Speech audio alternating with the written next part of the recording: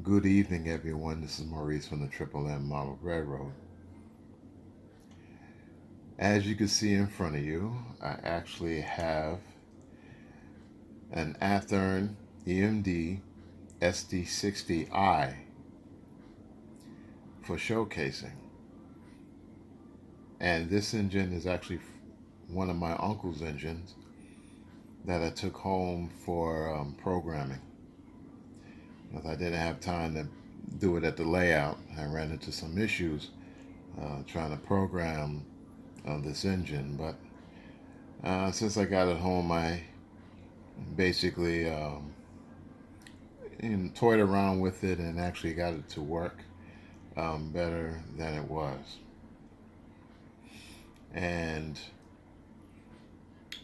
I thought to myself, I was actually thinking about getting these engines myself.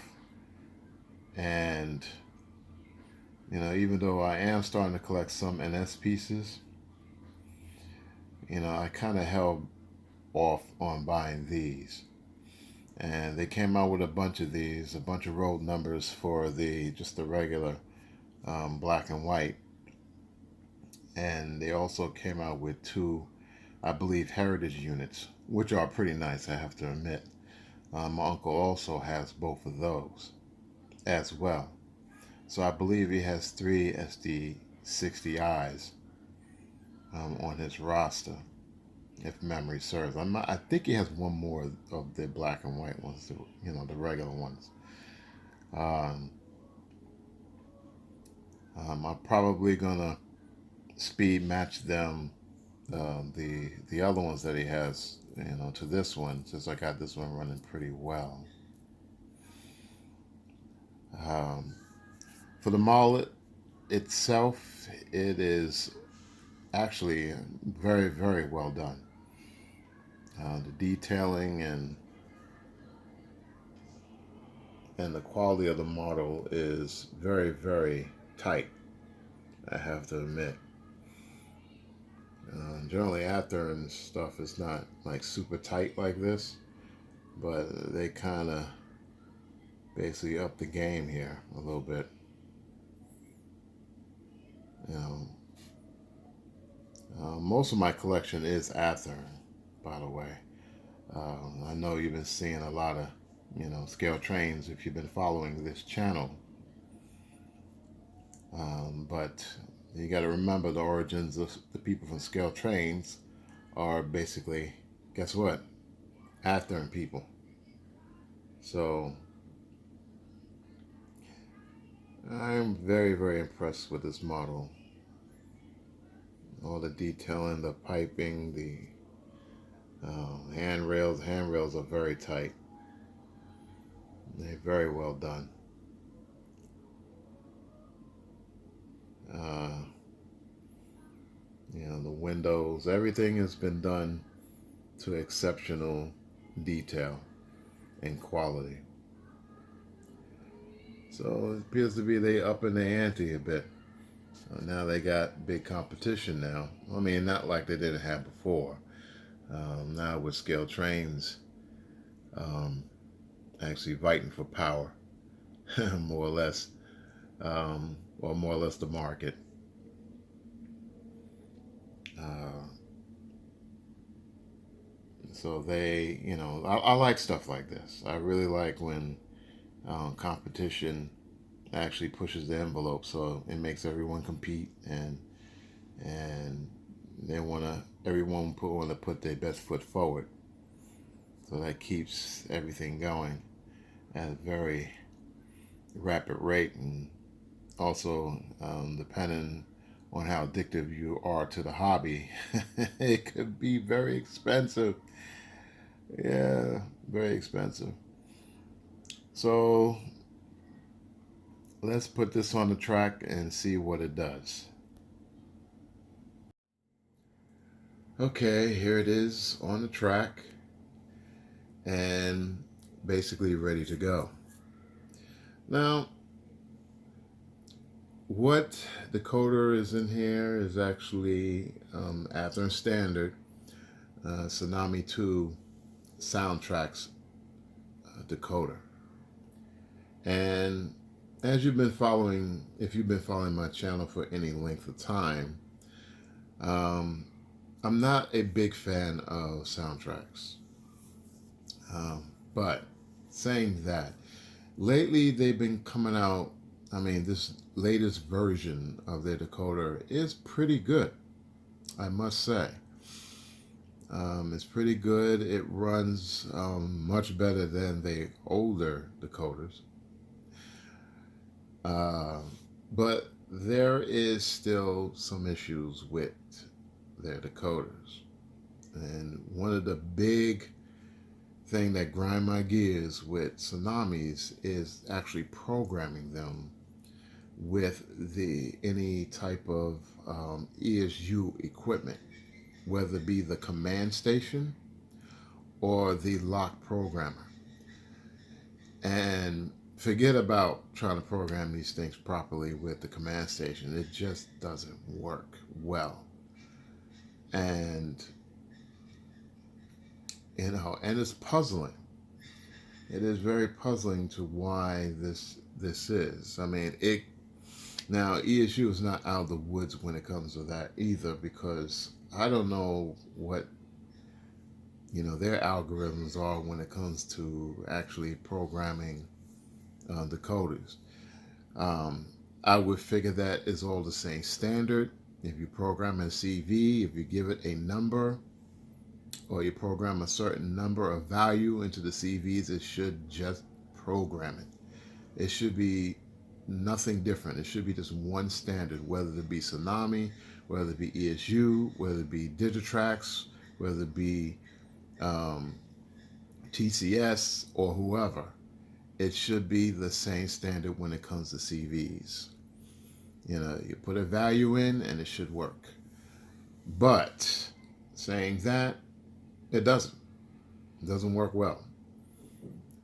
You have to fight around with it to try to get it to work and finagle.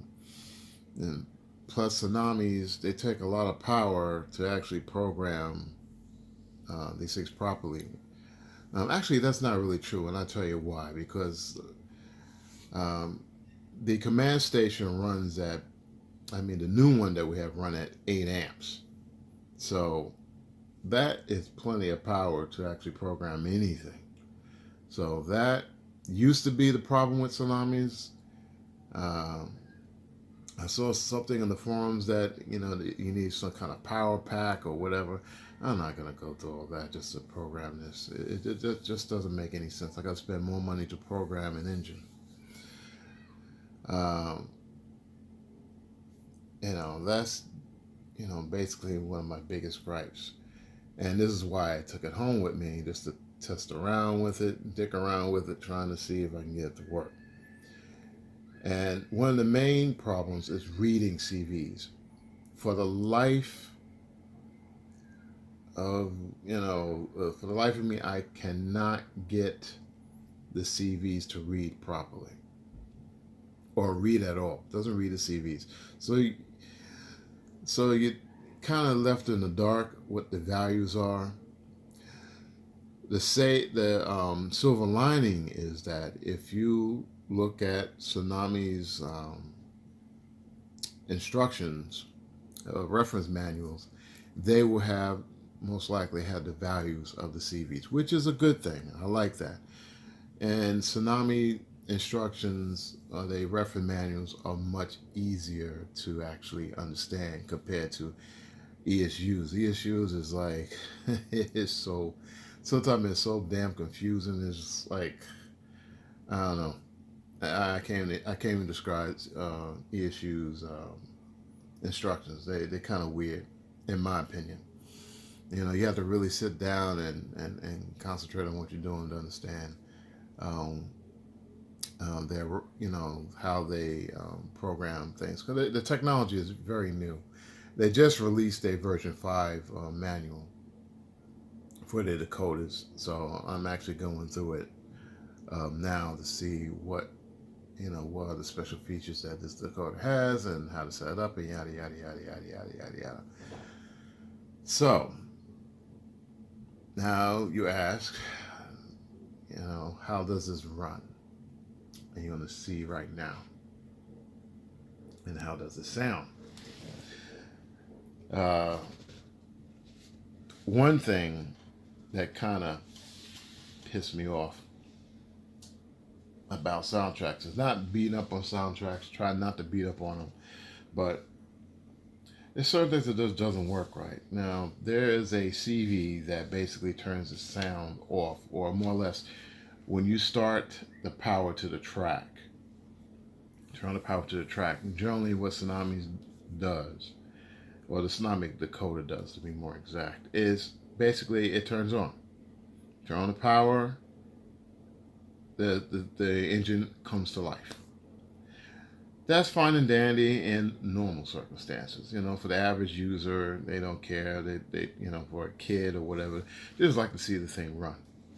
But as for us purists out there, we don't want it to do that. We don't want, we have large layouts and we have a lot of engines, especially if you have a lot of Tsunami engines. You don't want them all coming on at the same time. So there's a CV. CV, I believe, is 116. That basically has a function where you turn on or off one of the bits. I think you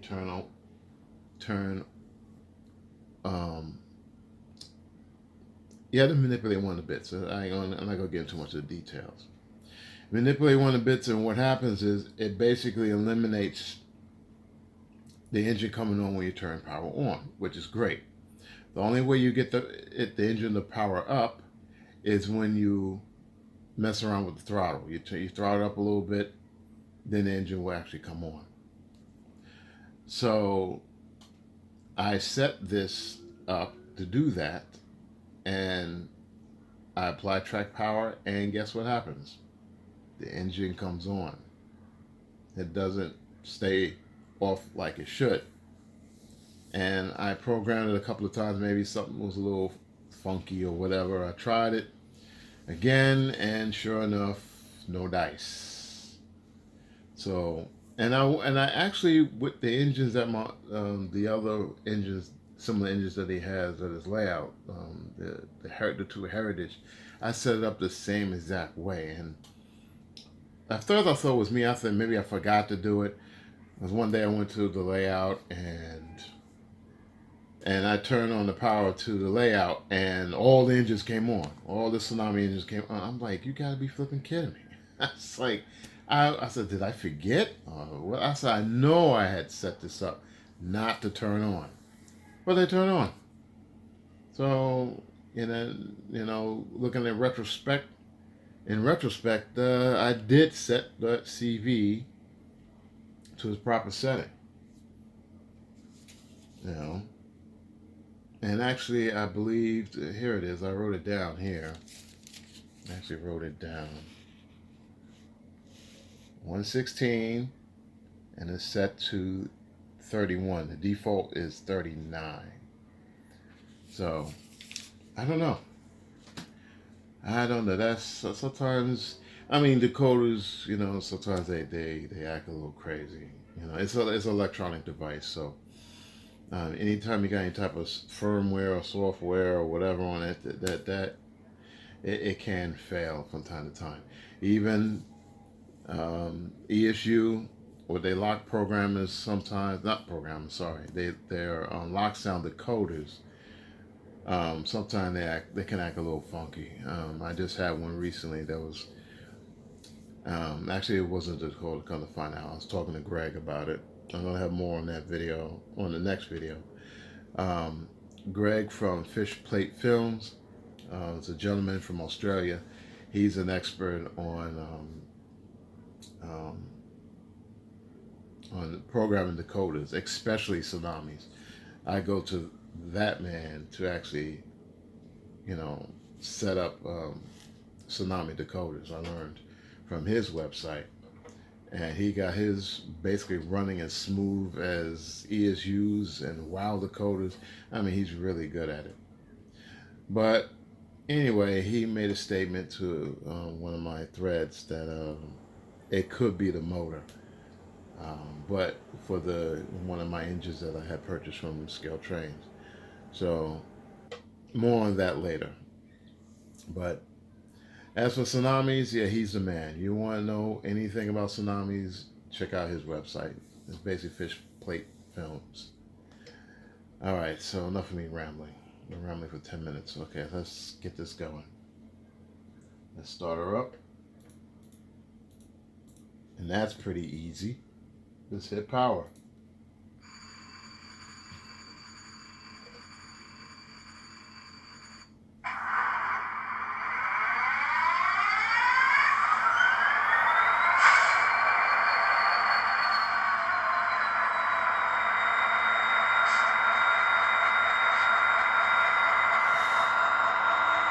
Alright, let's turn on the lights.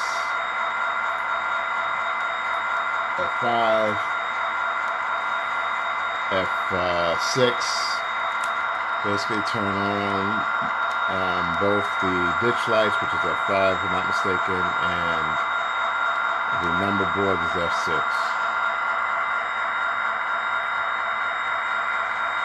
And it sounds pretty good.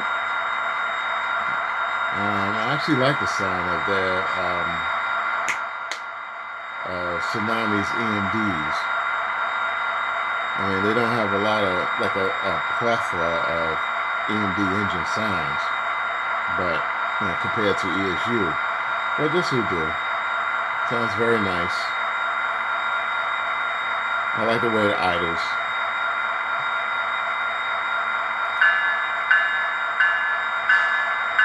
That's your bell. Now what I really like is the horn.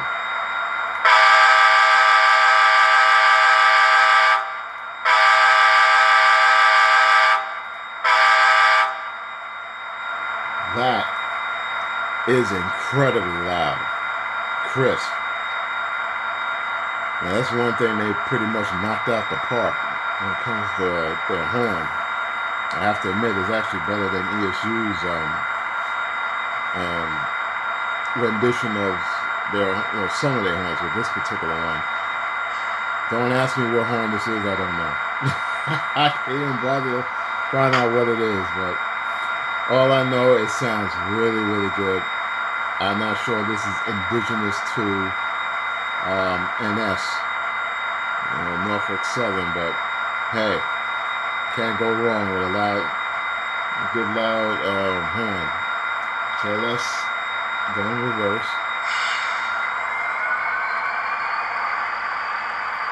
Now I set the momentum pretty high. CVs 3 and 4 are set to 125. Running at speed steps 128. And for Tsunami decoders, to get it to run this slow, you have to run at 128.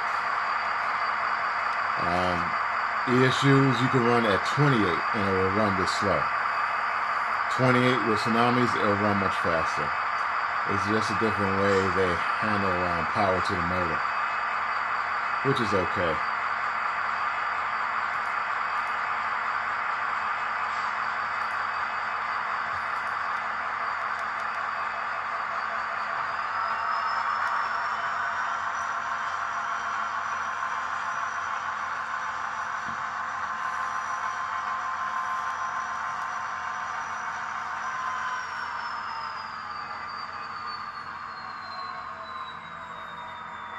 Very, very smooth. Very, very good. I like that.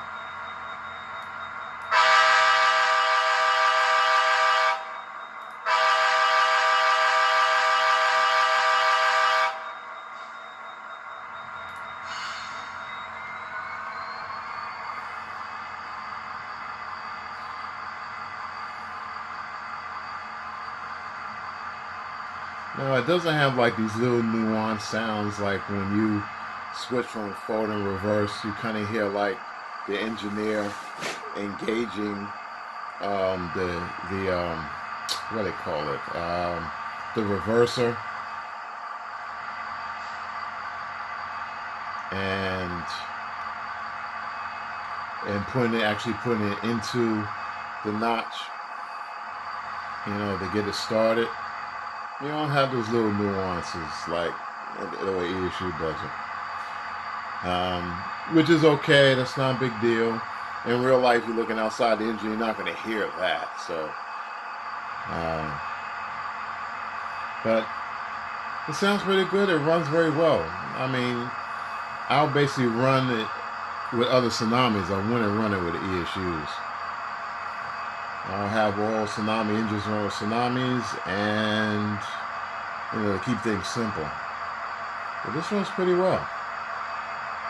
Kudos to Soundtracks.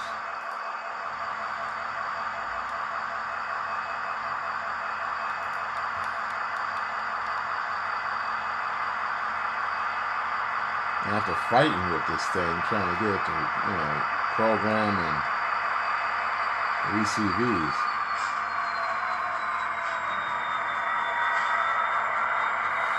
All right.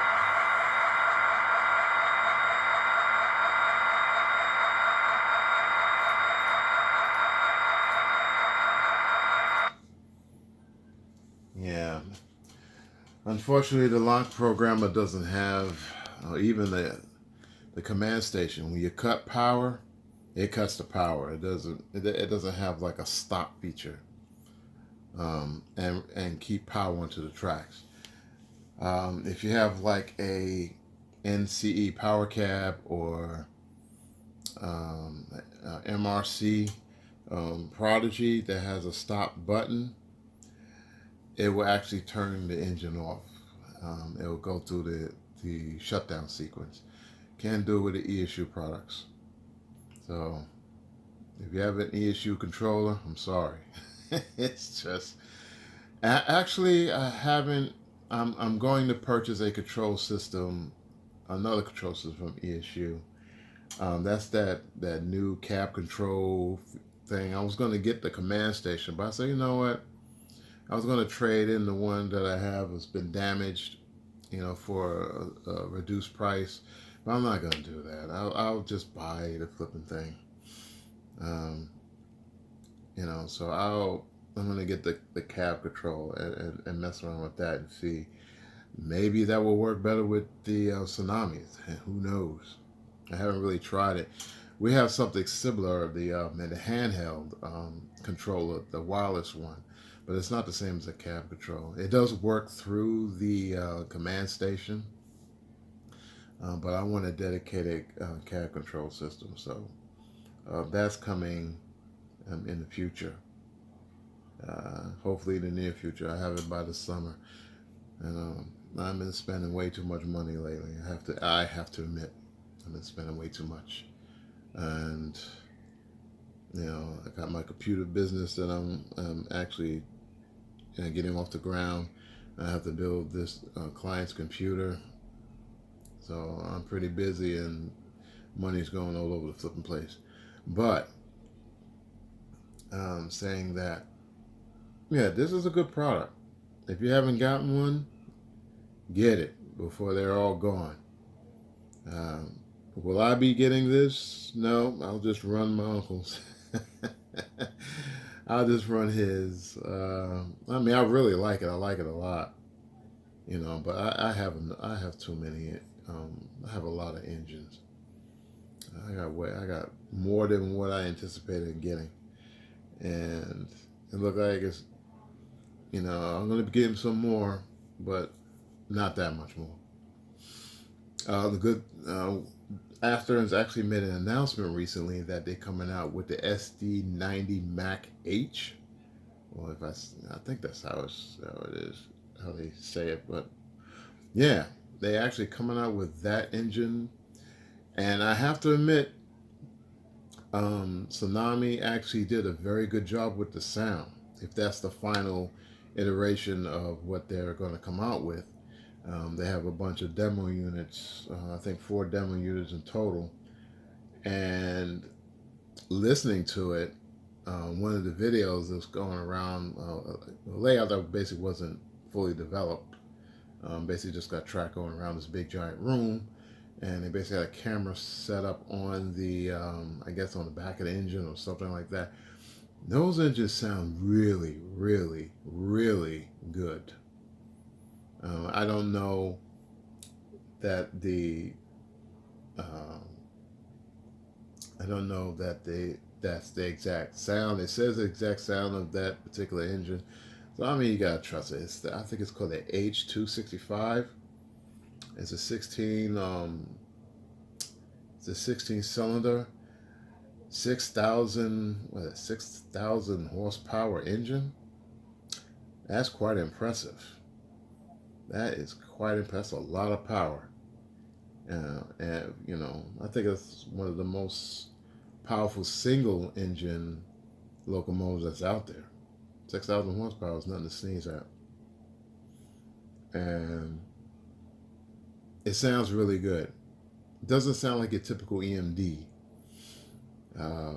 But I'm actually thinking about getting it with the soundtracks decoder as opposed to an ESU.